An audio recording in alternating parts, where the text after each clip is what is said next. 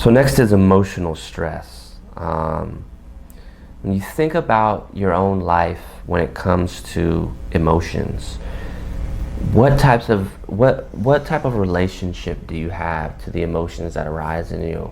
Now, first you might think, am I an emotional person? Does my work cause me to stress out a lot? Do people in my life cause me to stress out or get angry or something like that?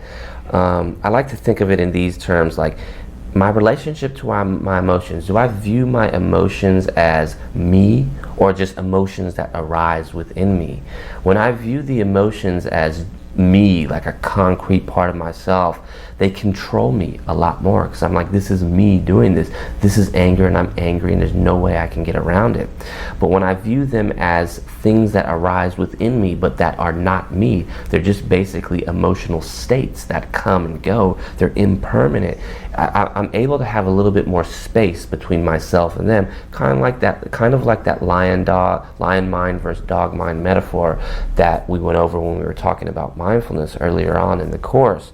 When I see the bone arise inside of me, and I can see that there's a greater reality of which that bone, in this case anger or hard emotion, arises, then there's more of a chance for me to choose how I want to respond to that. And that's the lion mind. If I employ the dog mind, it's much more likely that bone is going to arise, and I'm going to be completely controlled by that bone, by that anger.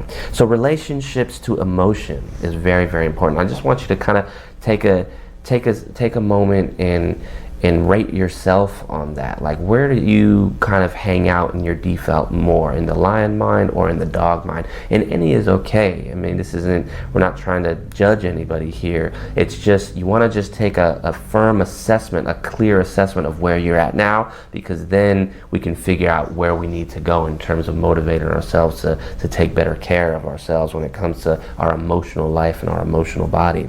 And one of the ways we do that is we have emotional regulation practices. And think about, do you have any ways to relieve and deal with and manage those tough emotions when they arise, especially at work?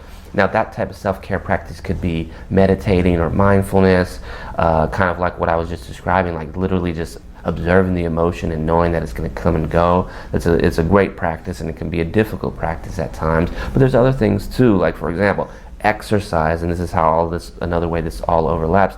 Exercise can be a great way to relieve stress, relieve emotions.